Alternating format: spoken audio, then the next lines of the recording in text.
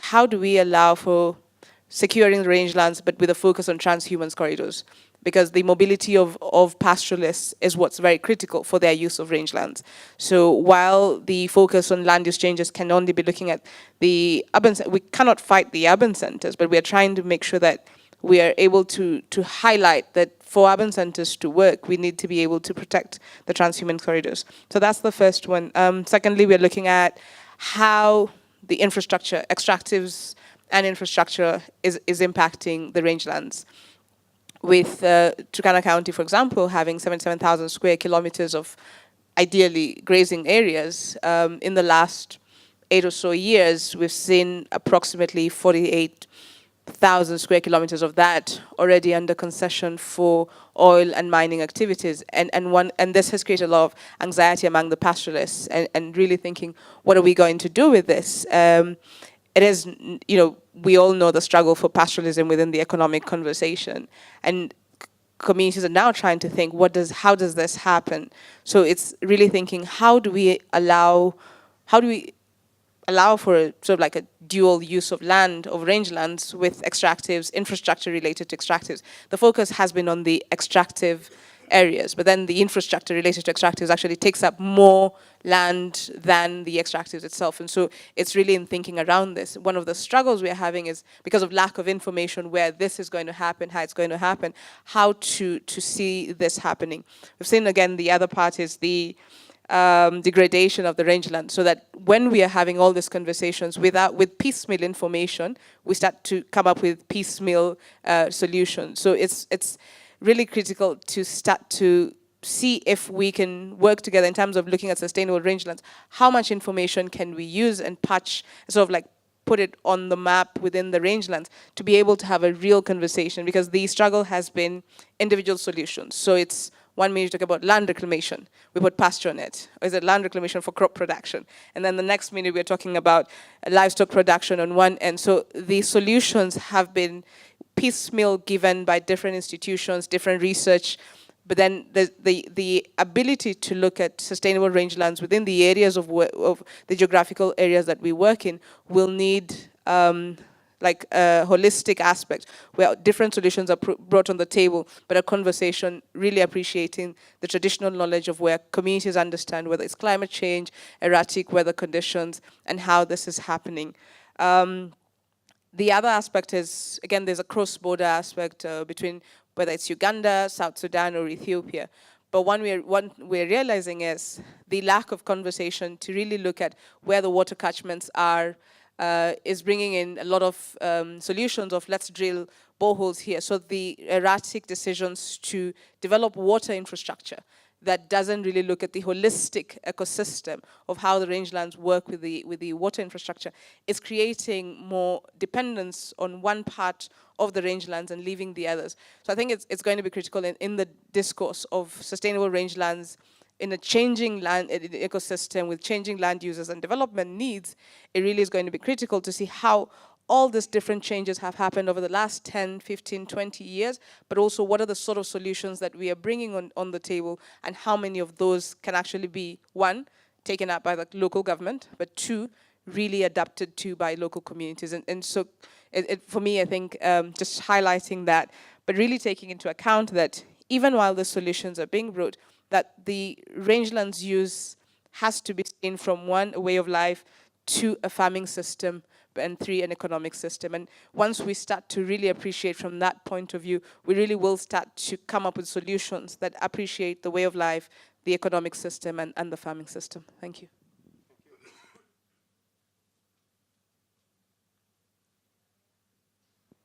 I think I'd like us to step out and take a global perspective now. I want to turn to Abdelkader Ben Sada. He's the Program Management Officer for UNEP, and he's been involved in some of the recent resolutions at the United Nations Environment Assembly.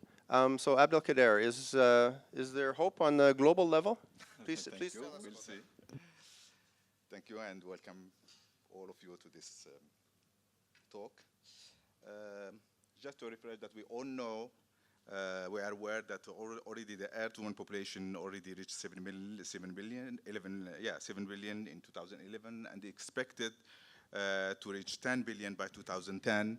This means we need more food, more fiber to sustain all this coming population, and the increasing and the incentives to cultivate marginal agriculture that used to be rangeland are now used for agriculture, and so there is always the threat on pastoral land, and pastoralists, they are restricted more and more. So there is really need on sound ecosystem management, which became more evidence due to several conflicts and insecurity, including climate change, in the recent decades. So, and there is studies from FAO that really demonstrate that all these conflicts, all the combined with the climate change, has really influenced the pattern of land use changes, especially in certain areas, and they said in East Africa. So this is very important issues, and combined with the climate change has an impact on food security, on food insecurity, but also on loss of the resilience of the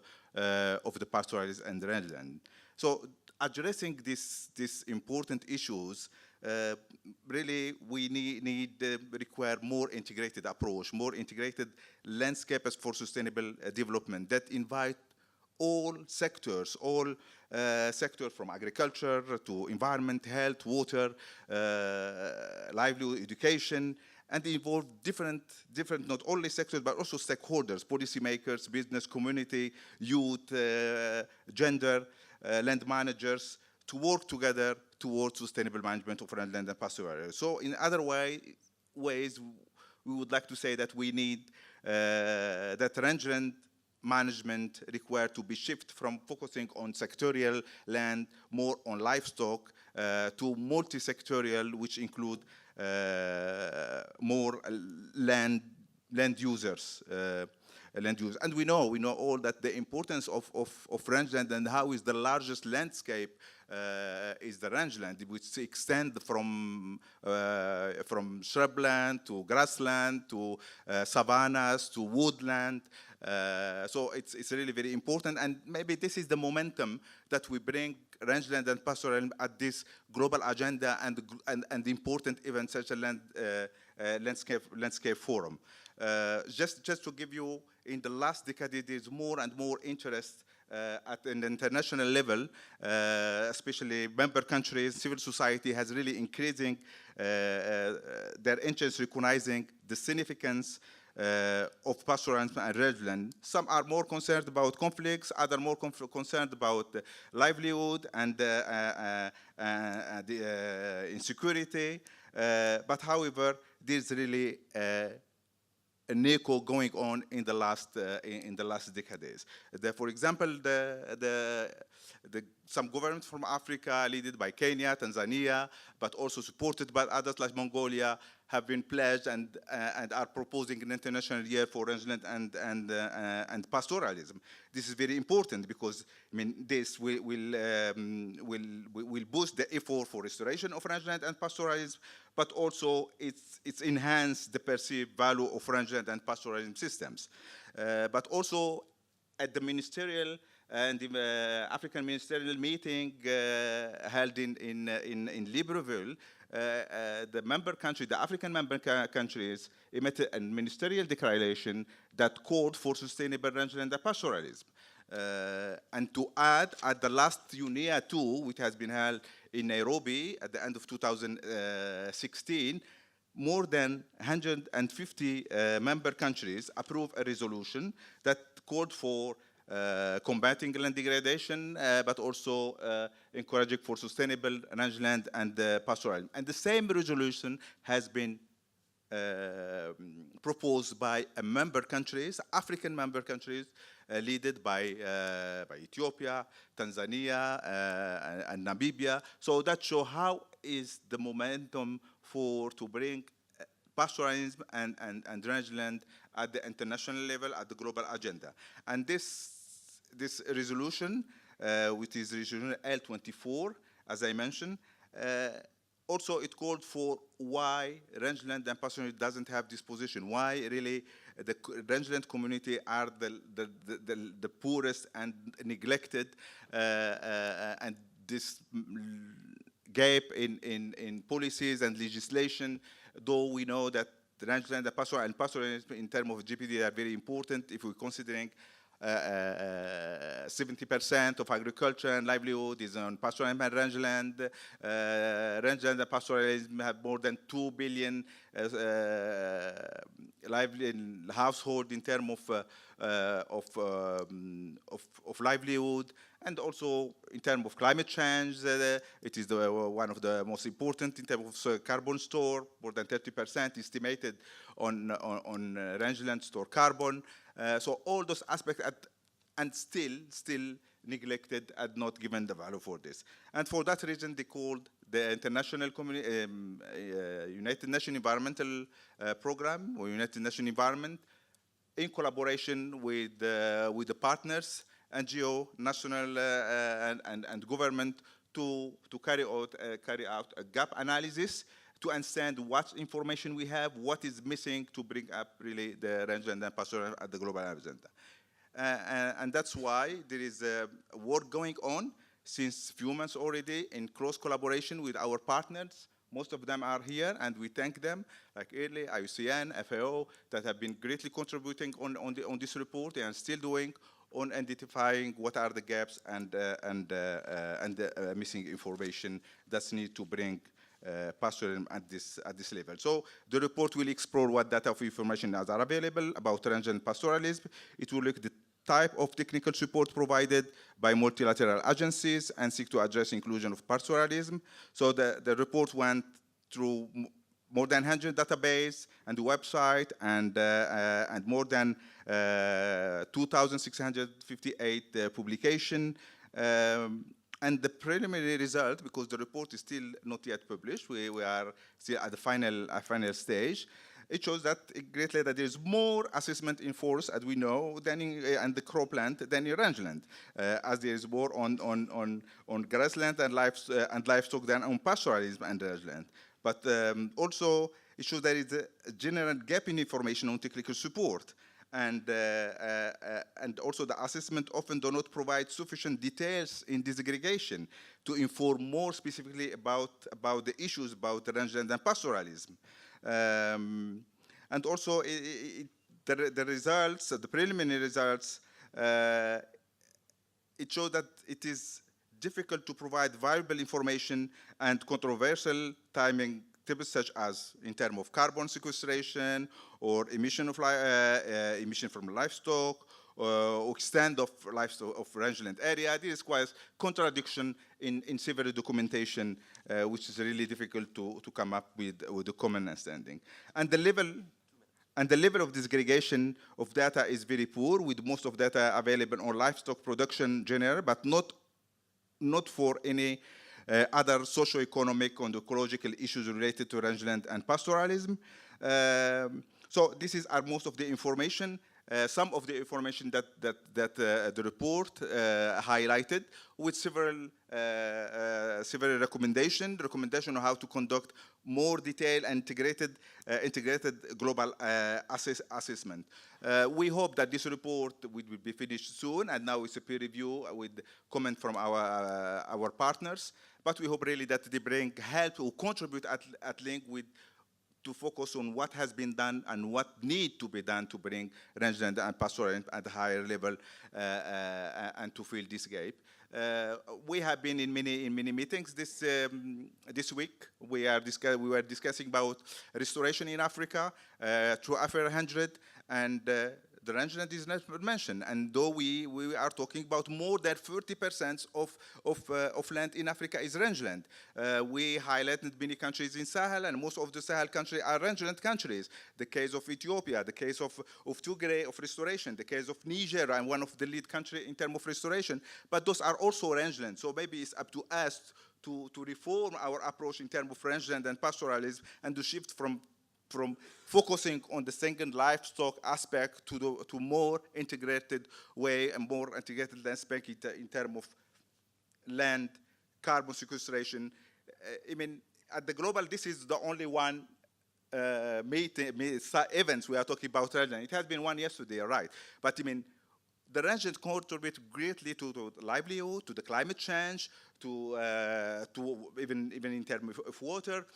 So we need more events like this. We need, and to do this, we need to shift our way on how to tackle, how to bring the rangeland in terms just on livestock, but also in terms of land degradation, land restoration, livelihood, working with all different sectors, agriculture, hydrology, business, and the business case for the livestock is very high because we are not talking about forestry, but we are talking about livestock, about rangeland, and the livestock is there. So we can really make more effort to bring up these topics and this important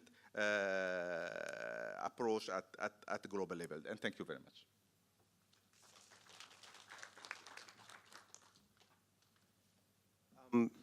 Our screen here is not working, and we now have two video presentations. So are you able to turn it on very quickly right now?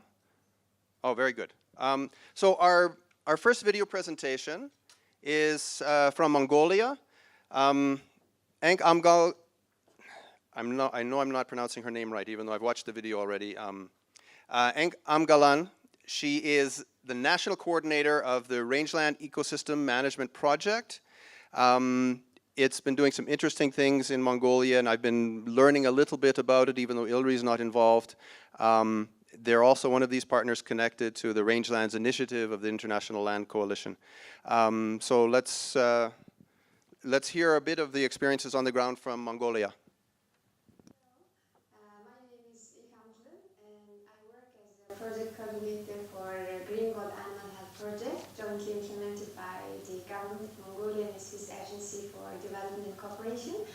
I would like to share with you the experiences from Greenwood Project to strengthen the traditional institutions of nomadic herders for sustainable use of the rangelands. Nomadic livestock herding in Mongolia plays a very important role.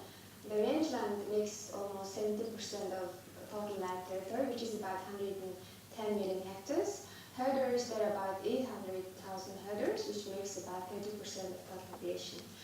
We have about 68 million livestock, and livestock herding contributes 24% of gross domestic product. So what are the main challenges that we are facing at the moment in terms of rangeland is that 65% of Mongolian rangelands are degraded with respect to its ecological potential. Although 65% of our rangelands are degraded, 90% of those rangelands still have the natural ability to recover itself within 10 years. The main approach the Green Gold Project actually mobilizing is that to strengthen the customary institutions of nomadic herders for sustainable management of our rangelands. So there are traditional user groups in Mongolia can be characterized as follows, that there are 4 seasonal rangelands. The herder communities, while they're using rangelands, they organize themselves into so-called pasture user groups. There are herder groups which share the same winter and spring rangelands, and also there are herder groups who share the same summer and autumn rangelands, which we call it Nik Olinhan, and also there are herder groups which share the same autumn rangelands, which we also call it that herders who are living in the same valley. So these are the traditional user groups of herders that we are mainly basically trying to strengthen within the project. The Green Gold Project has been implementing for about 10 years. Based on our experience, we actually divide the work we do at the grassroots level up to 3 steps. First, what we do is that we help the community to define the seasonal grazing boundaries. Members of those groups have to agree on the grazing boundaries. And the third is that they adopt common rangeland management planning, and then they have to develop the regulations so that these plans are implemented. And for strengthening, for empowering the community, the leaderships are very important. So most of the time that herders elect leaders from those people who are respected among the community and who are the most experienced herders. And also in order to help the community to learn to how to fundraise for collective investment, we come up with an idea to establish the merchant fund where the herder member of the pasture user groups contribute 50% and project also puts 50%. The second step is that after the community is organized themselves into pasture user groups, we facilitate the process that these herder groups are accepted and formalized by the Sum government. First, Sum government issues a resolution accepting the grazing boundary of those pasture user groups, and after the Sum governor makes a resolution, it means that these communities are become part of the formal land use planning at the local level. Step 3 is that we also facilitate integration of those plans that are developed by the pasture user groups and their use agreement into the Sum annual land management planning, which is also the basis of allocating the funding that are issued by the government. According to the Green Gold experience, what you have actually helped the community to build is that the Sum annual land management planning becomes centered around the pasture user groups, so that pasture user groups of herders become a central part of the Sum annual land management planning. And first they plan it, where pasture user groups submit the plan to the Bakkural and Bakkural to the Somural, and then after the planning that it has to be implemented and monitored. So after 10 years of work, what are the main results of Green Gold project is that we have helped the community of herders in Mongolia to set up their own institutions so that they be part of the rangeland management planning and implementation monitoring.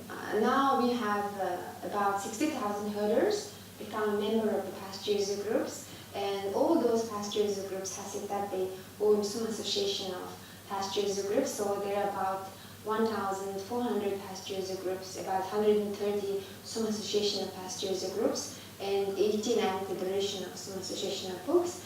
And in 2015, that all these community have come together and they decided to have a national federation of pasture user groups. So the main function of the National Federation of Pasture User Group is to represent the interest of herders at national level decision making. Thank you very much for inviting me to share the experience of the Green Gold project and as well as pasture user groups of Mongolia. I hope that I was able to communicate some of the main results from Green Gold project. Thank you very much. Bye-bye.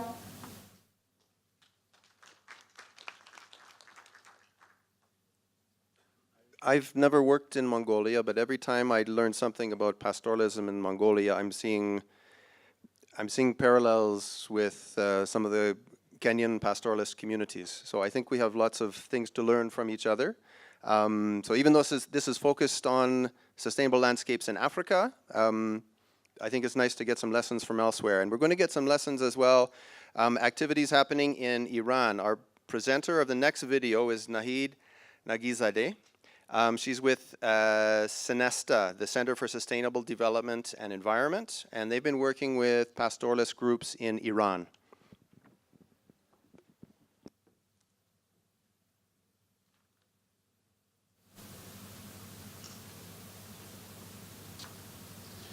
Hello ladies and gentlemen, my name is Nahid Nagizadeh from Senesta, Center for Sustainable Development from Iran. Senesta works with indigenous nomadic tribes and local communities, and its core mandate and mission is re-empowering these communities and their customary institutions in different aspects. As the time is very short, I would like to share some of the most important challenges and various experiences on different aspects of restoration the ancestral territories of indigenous nomadic pastoralists of Iran. Out of 80 million population of Iran, 2 million belongs to nomadic pastoralists in some 700 tribal confederacies and independent tribes. Senesta works with 8 tribal confederacies and 2 independent tribes in west, east, northwest, south, and central deserts of Iran. Pastoralists are spread over 30 million hectares of the country's rangelands, which is nearly 35% of the total rangelands, and contributing to national economy through producing 25% of the country's red meat and 35% of national handicrafts and considerable portion of dairy products. This timeline highlights policy and political changes of the last century, showing the ancestral territories of indigenous pastoralists of Iran have been under attack since 1920s, when the autocratic father of the Shah of Iran began forced sedentarization at gunpoint.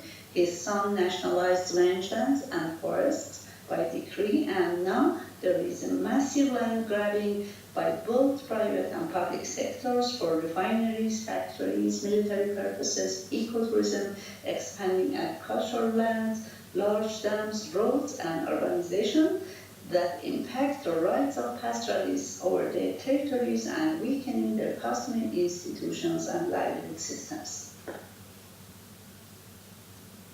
In response to these challenges, Senestar started participatory action research with indigenous peoples and local communities in a participatory process. In this process, they identified their own current predicament.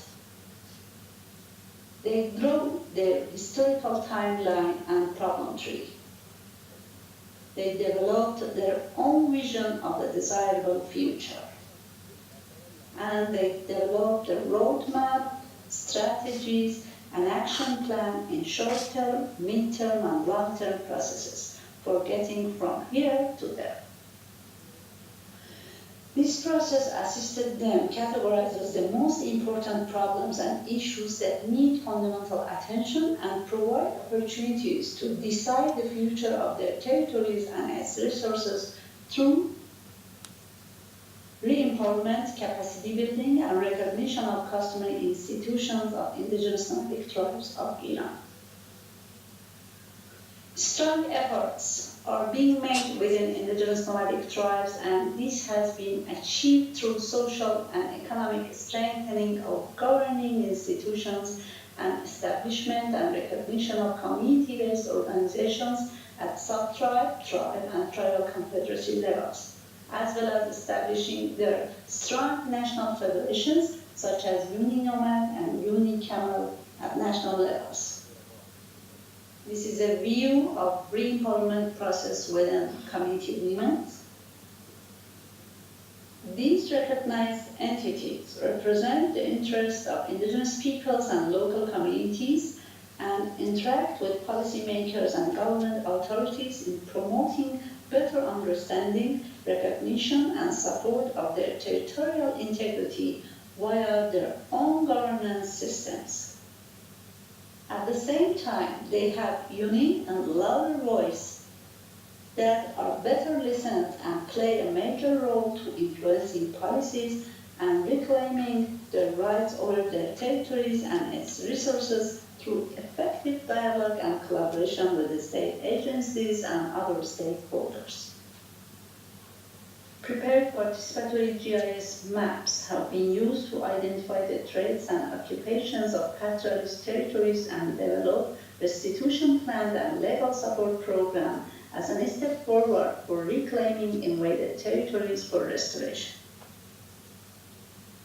This is the 9 territorial indigenous community conserved areas grouping as a pilot operation supported by different stakeholders such as UNDP, JEF, SGP, European Commission, IUCN, ICCA Consortium, UniNomad, Forest, Rangelands, and Watershed Organization of Iran, Department of Environment, and Drynet Network. And this is one example of participatory GIS map of Kashgari Tribal Confederacy indicating summering and wintering territories, migratory routes, stopovers, invaded lands for different purposes, and government protected areas. And some slides on participatory designed and implemented projects with different tribes and tribal confederacies within the country with high level of collaboration among different right holders and stakeholders mentioned before. This is the first pilot projects on recognition of indigenous peoples, territories, and community conserved areas in south of Iran. One more sample for understanding and promoting ICCAs in Iran and beyond. Another one in central desert of Iran. One more sample in central desert of Iran. one sample in southwest of Iran within Bakhtiyari Tribal Confederacy, Summit of Indigenous Peoples and Local Communities, one more sample in northwest of Iran, and another one for ICCA-based ecotourism in south of Iran in Qashqai Tribal Confederacy, and one more for rangelands improvement in south of Iran. I'd like to add, today, despite attacks received and the losses suffered in nomadic territories, these communities are still alive and are making serious efforts to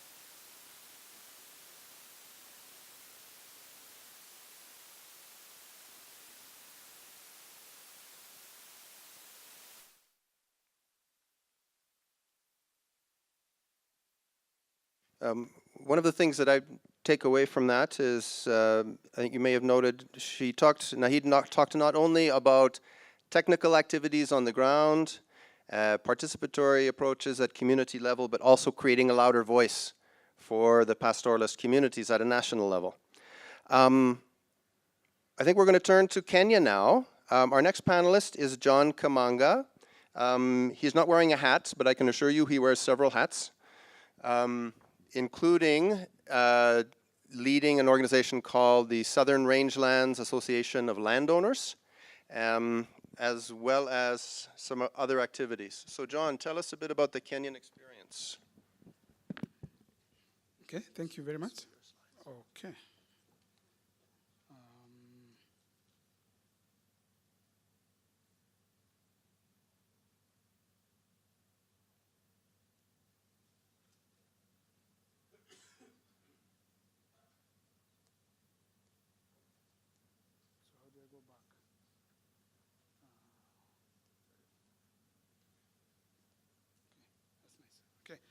Thank you very much, Lance. So my name is John Kamanga, and I work for the South Rift Association of Landowners, as well as being a leader in one of the communities that I'm going to give an example of in terms of grazing management. Now, basically, the area that I will talk about is an area in southern part of Kenya that is predominantly a pastoral area, livestock production, but also with a lot of wildlife. And then, of course, it's important to understand that with pastoralists, the big question is always, why are they producing? Yeah, today we have a lot of other land use options that pastoralists can engage in, but primarily the pastoralists are producing for livestock because it's the main source of their livelihood. And so they want to protect those spaces, make them productive as far as livestock production is concerned. So I say that the area that I'm talking about is that orange spot there, and it's next to the Kenya-Tanzania border in the southern part of Kenya. Although the project that I work with, Soralo, works in the whole of that greenish map with the delineation.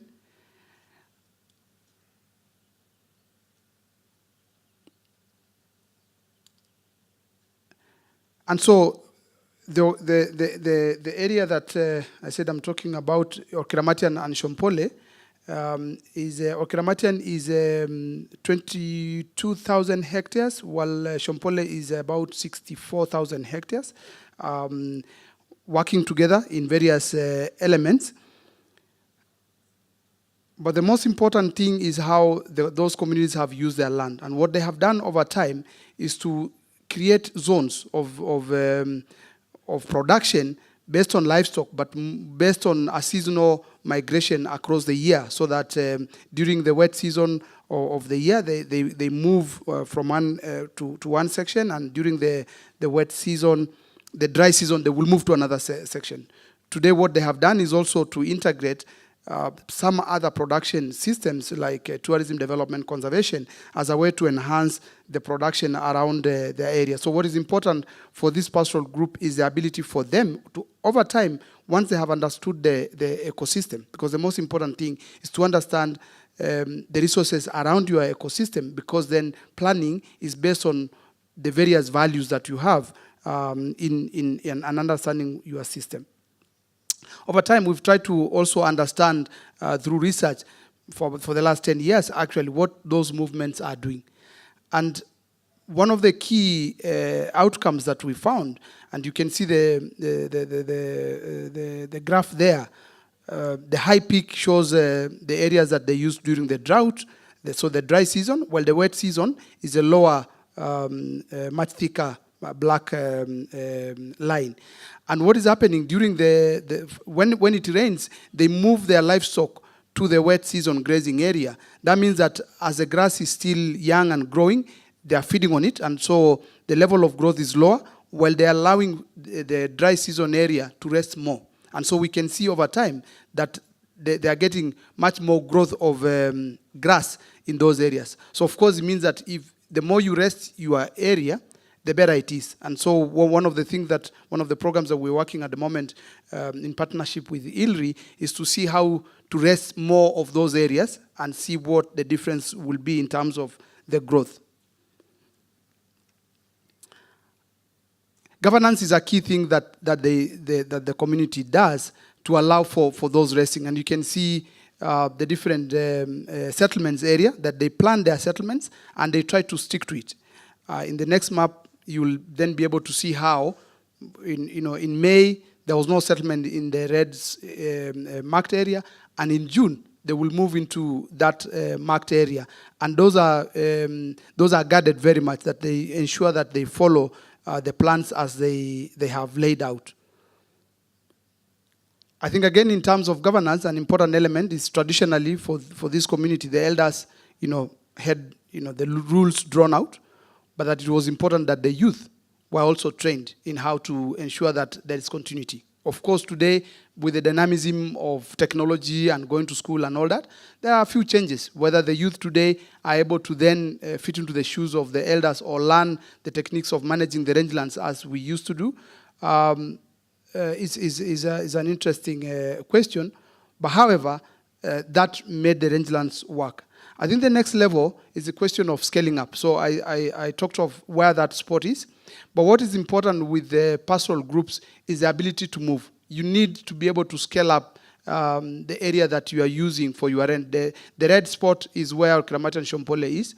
But actually, seated along the Kenya-Tanzania border, the communities are going across the borders and using whatever pasture is available across. So using a landscape approach to be able then to make the livestock production sustainable throughout time has been the thing that the pastoralists have been taking advantage of. Of course, we worry a lot because then the different countries have different policies, and pastoralists are being pushed. You must be contained within your regions and all that, and that will be a recipe for disaster going into the. So all these boundaries that we are creating, whether for a group ranch, whether for the country, and all that, the pastoralists, in many ways, don't really want to respect. Not that they don't want to respect, but because the resilience of their production system is based upon a landscape approach.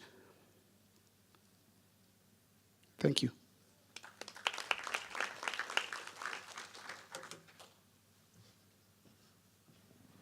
Thank you, John. I think that leads nicely into our next presentation, because in a pastoralist system where boundaries don't work the same way they do in other settings, and where a landscape approach over a large landscape is very appropriate, you may get other kinds of mechanisms that might be useful, like land use planning, which I think our next panelist is going to talk about.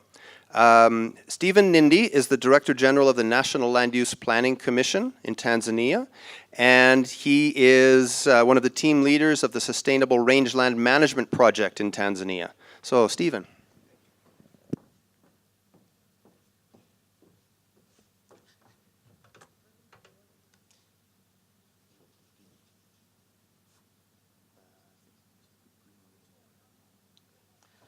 Thank you, Lance.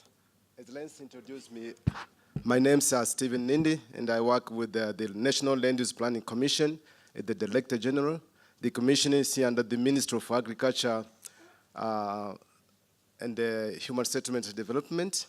And my presentation will be focusing on four keywords: the landscape, the rangelands, land use planning processes, and the multi-stakeholders approach. How using the multi-stakeholder approach can rescue the landscape through the land use planning processes. And we have this example in Tanzania.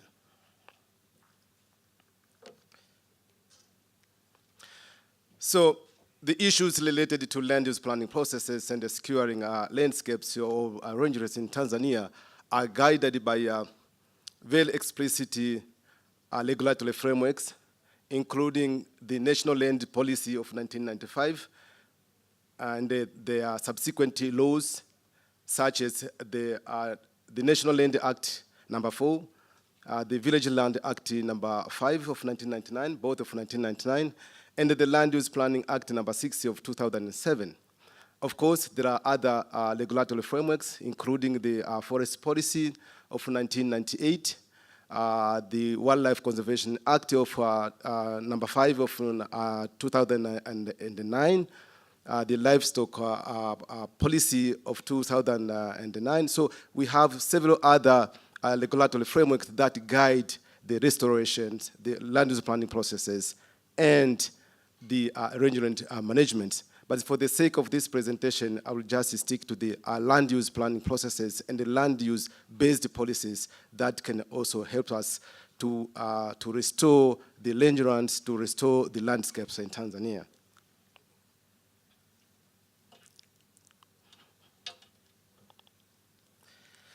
The land of Tanzania is divided in three main categories. The village land, which is almost 70%, and in this area is where most of these rangelands or landscapes, rangeland-based landscapes are found. And Tanzania landmass is about 1 million square kilometers. So you can find that a huge chunk of this landmass is under the village lands, 70%. And 28% of the landmass of Tanzania is under conservation or protection of the wildlife, forest, water sources, and other forms of protection or conservation. And the 2% is the general land, which is neither a village land nor the conserved land.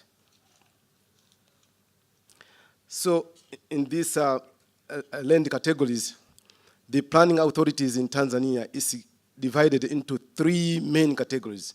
The National Land Use Planning Commission, which is at a national level, and it works together with the regional secretariat to guide land use planning processes, to include different stakeholders in the planning processes. And we have the district councils, like the county government in Kenya. And this is guided by the district land use planning team, shortly we call it the PLAM. And also the PLAM team works together with the ward teams, ward land use planning teams. And at the lower level is we have the village councils, and at the village councils we have two main teams, the village land use planning team and the village land committee. So these are the three main levels of planning process, land use planning processes in Tanzania. So when we try hard to restore landscapes, to restore the rangelands, these are the kind of framework, the regulatory framework that we use to bring together different stakeholders in the planning process.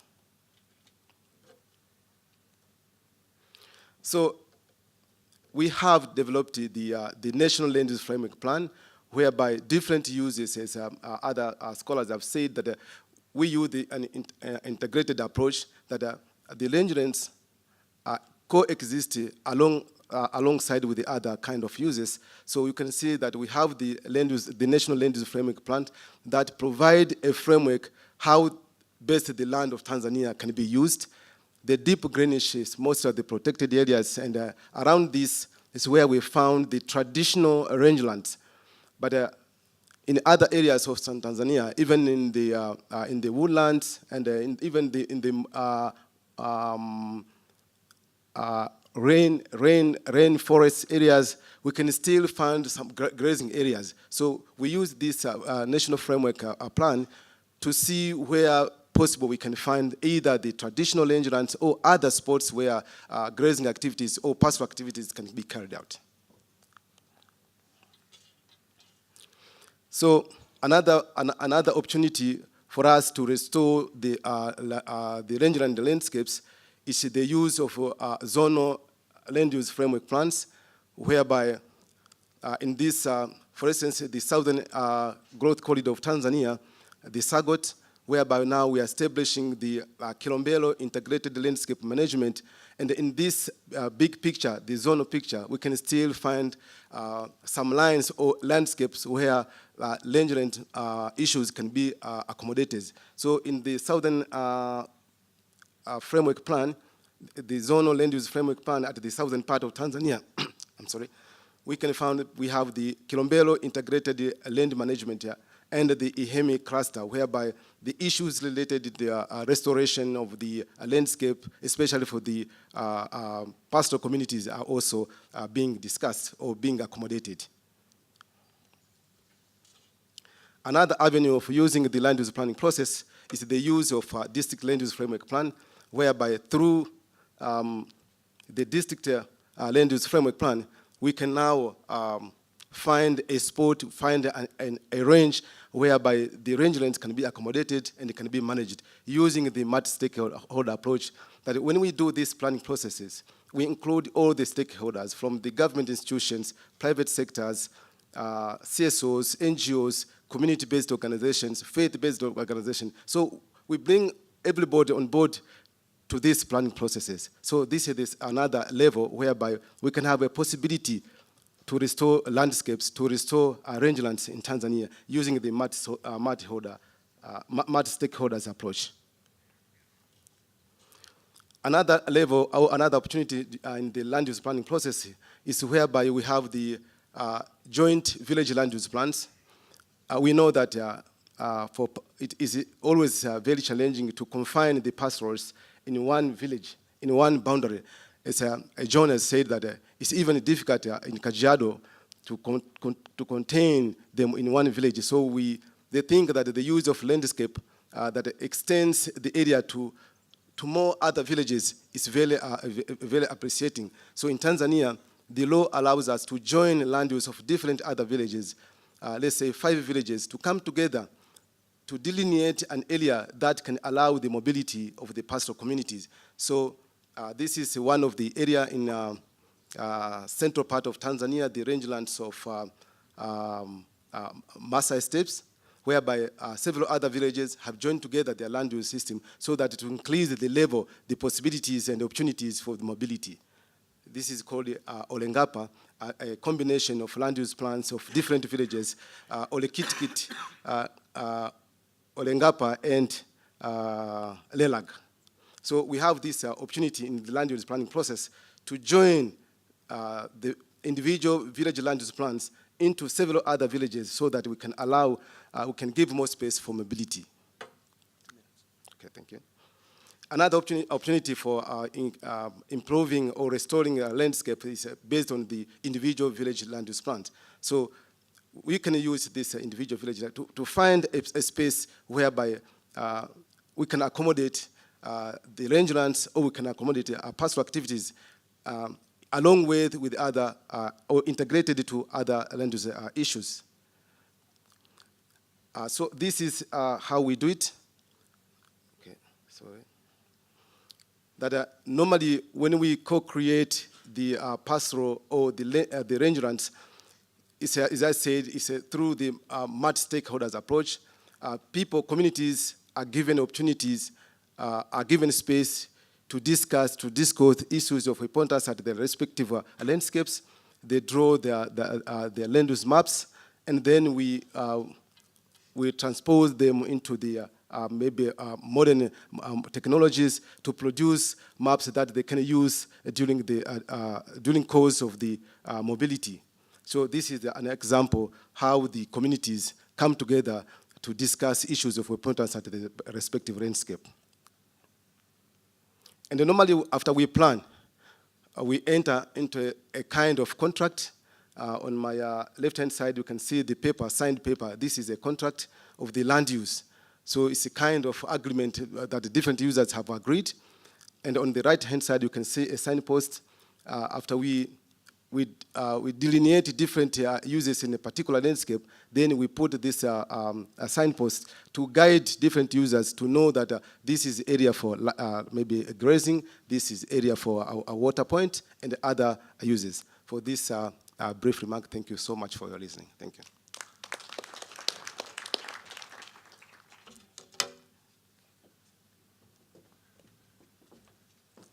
Thank you, Stephen. And let's give a hand to all of our panelists. I want to briefly say a little bit of how we've organized and why we've organized the rest of the session the way we have. Now, this obviously is not a decision-making body sitting here, but we do hope maybe the group discussions that can come can give us some practical guidance. Abdelkader suggested, for example, when he was speaking, that maybe we should be having a lot more meetings like this to help keep up the momentum that has been started. So what we've done is we've decided rather than to have a question and answer where we sit and you can ask questions of the panelists are around, you can go ask them questions when we break for lunch. If you want to know more about them, their bios are on the GLF, the event website as well. Instead, we want to go straight into group discussions. And given that our time is limited, we've decided perhaps this is not the most participatory way, but we decided to pre-identify 3 main topics. What we'd like to do is you go into one of these 3 topics, I'll outline them in a moment, based on what is of interest to you. And we'll have note takers in each session, and from that, the International Land Coalition will put together a brief report on this session with particular emphasis on the group discussion that came out, and perhaps that may guide some of the things that need to happen. For example, in future session meetings that we may need to have, the future participation in this, the Global Landscapes Forum, whether the Bonn event or the events they have in different places around the world. So I'm going to outline the 3 topics that we have. You'll see there's a bit of overlap between them, but make your best choice. If you're a pastoralist and you feel you need to move from place to place, you're also welcome to do that. And then we'll, if you came in late, I mentioned we started a little bit late, so I'm going to ensure that we're going to go a little bit over time, but I'm going to ensure that we don't go past 12:45. So I hope you will stay around until 12:45 and we end. So that means we have, I think, about 30 or 25 minutes for our group sessions. So here's the 3 topics, so listen closely. A multi-stakeholder approach for sustainable rangelands. And for that, we've got an overarching question, and feel free to diverge from it as necessary, but we've got an overarching question. What is needed to promote participatory multi-stakeholder approaches to managing rangeland landscapes? Okay, a multi-stakeholder approach for sustainable rangelands. If you're interested in that topic, you're going to join, is it Ken, right? Ken from the Kenyan organization called Reconcile, another International Land Coalition partner. So multi-stakeholder approach in rangelands will be on that side of the room there. Our second topic is ensuring that rangelands are on the global sustainable landscapes agenda. Abdelkader is going to lead that discussion. And I think we'll have that one in this side of the room. Our overarching question for that is, what can we do to give rangelands more prominence in the sustainable landscapes agenda? Okay, ensuring rangelands are on the global landscapes agenda. Our third topic, implementing landscape approaches. So this is perhaps the more very much on the ground kind of question. Our guiding question is, how might successful landscape approaches look different in rangelands than they do in other settings? As I said, feel free to diverge from that as you wish. The topic is implementing landscape approaches in rangelands. Hussein from FAO is there, and so if you're interested in that topic, maybe you can, if you got your things, you can wave them around so people who weren't listening to me very closely will know. So implementing landscape approaches, we'll gather around here. A multi-stakeholder approach on that side of the room, and ensuring rangelands are on the global sustainable landscapes agenda on that side of the room. If we find one of these topics is very, very popular and the group is too big, we may subdivide that group, but otherwise we'll be in 3 groups. So we have about 25 minutes, and then we'll come together for our closing remarks. So please, according to your interest, implementing landscape approaches, in the far side, multi-stakeholder approach for sustainable rangelands, and on this side, rangelands and the global sustainable landscapes agenda. So please move to the topic that interests you most for the next 25 minutes.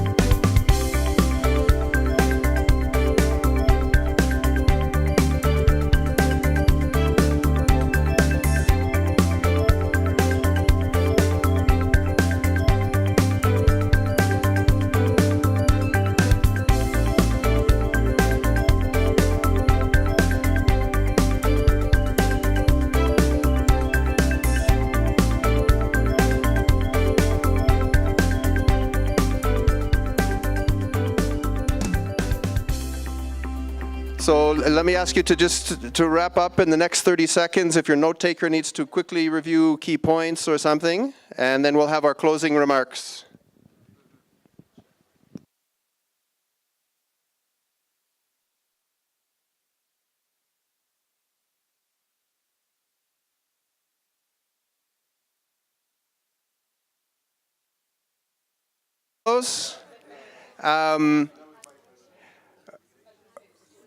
So if I can have your attention, please. We have some closing remarks. I think if you, I think you can stay where you are rather than us taking time to shift our chairs around. Another one of the partners in this forum was IUCN, and we've got Stuart McInnes, who's the Director of Nature-Based Solutions from IUCN, to give us a few closing thoughts.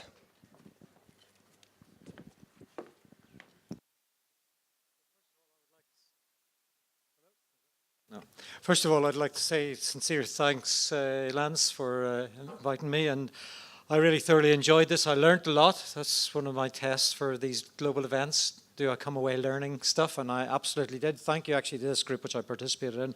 I found our conversation really fascinating. So maybe just a few comments so that I don't keep you from lunch much further. And I'm going to sort of just, most of it's actually going to, I actually got rid of most of the notes Jonathan Davis gave me and actually rewrote based on some of the reflections here because I think they're really, really useful. So first thing is I think there's a real struggle, and certainly this group looking at the landscape approach, a real struggle to still have the concept of landscape and landscape approaches understood by decision makers. And yet, honestly, if there's one land use system where a landscape perspective makes sense, it's rangeland management. And still, despite of the fact that 30% of land in Africa being rangeland, a comprehensive understanding of what a landscape is and what landscape approaches mean is really off the decision makers' radar. And as indeed we as a group of experts were struggling with some of these discussions ourselves. I think John Kamanga mentioned that mobility, however, mobility requires the scaling up and therefore the landscape perspective that comes from a landscape approach, and this is increasingly challenged by jurisdictional boundaries. So there's a bit of a challenge there.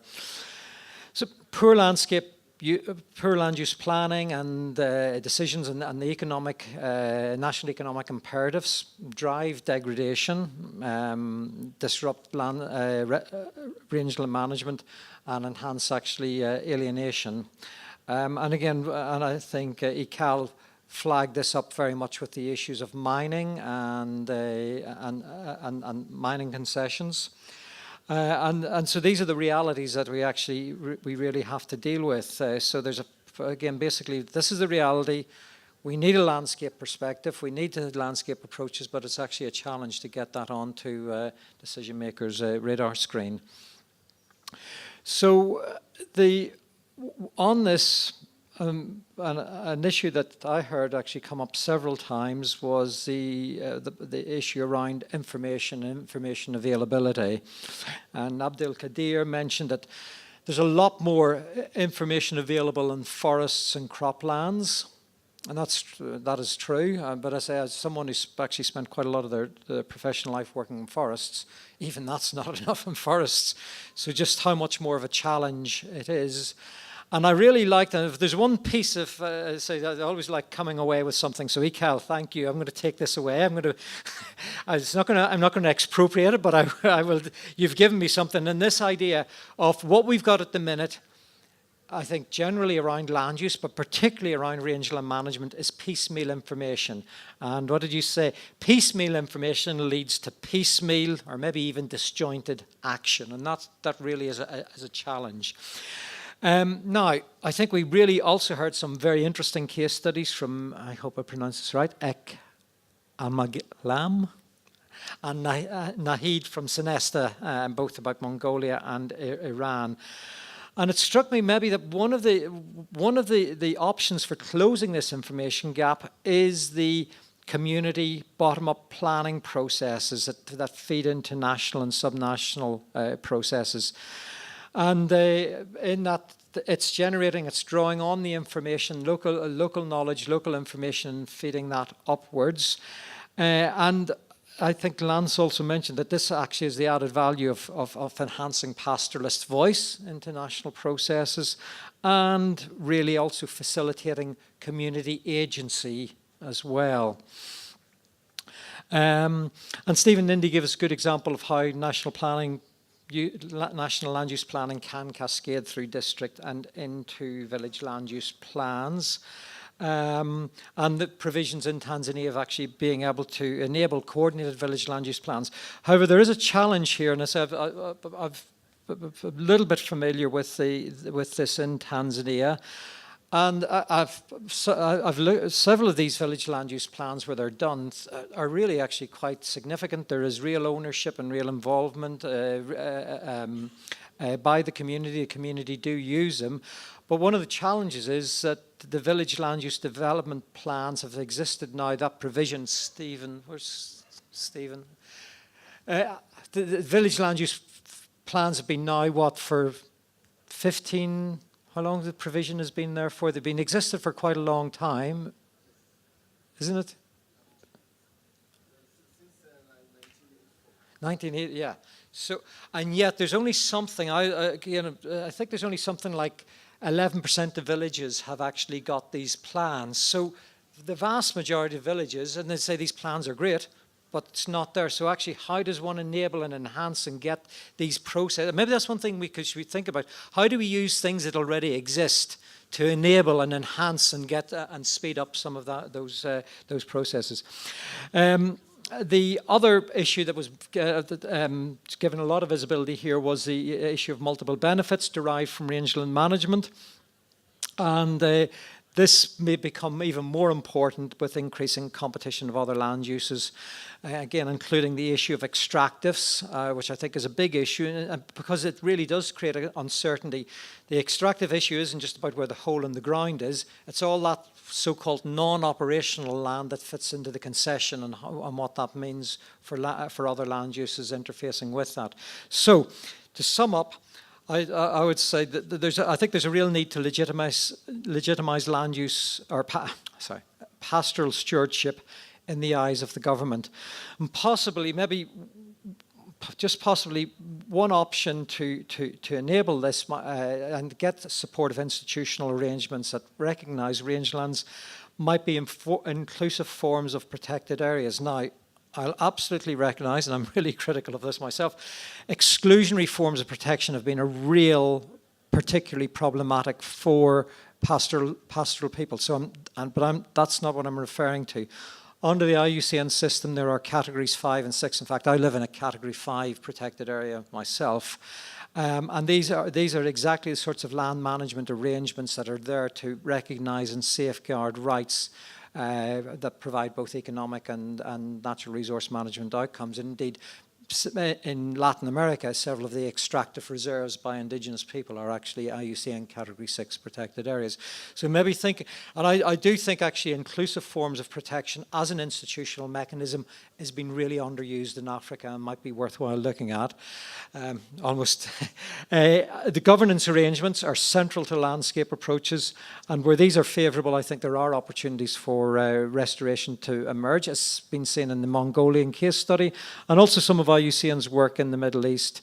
In Jordan, rangeland protection provides multiple benefits to society through low-cost approaches to strengthening pastoralist governance. And not only did rangeland vegetation and livestock productivity increase, but there was a striking improvement in groundwater percolation, reduced sedimentation of dams, and increased capture of atmospheric carbon.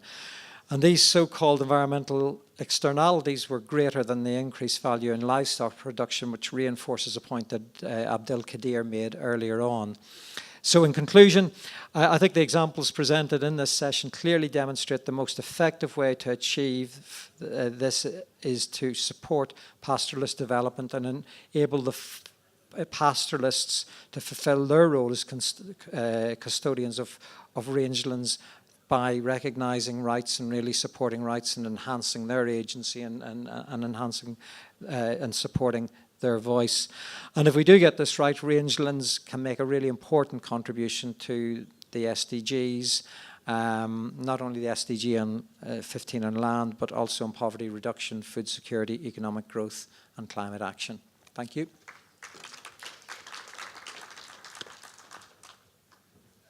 So in closing, let me repeat that we're planning to have a report on this panel with a particular emphasis on the notes we've taken in the group sessions. And you can be watching for that on the International Land Coalition's website under the Rangelands Initiative section. If you're afraid of missing it or don't want to be checking every day, maybe we can take your name and email address and we can email you that report when it's ready. So Irene, can you stand up and wave? So if you want to give your email address to Irene to be sure that you get a copy of the report on this panel, please do so. Otherwise, let's give ourselves a round of applause and let's go see if there's any lunch.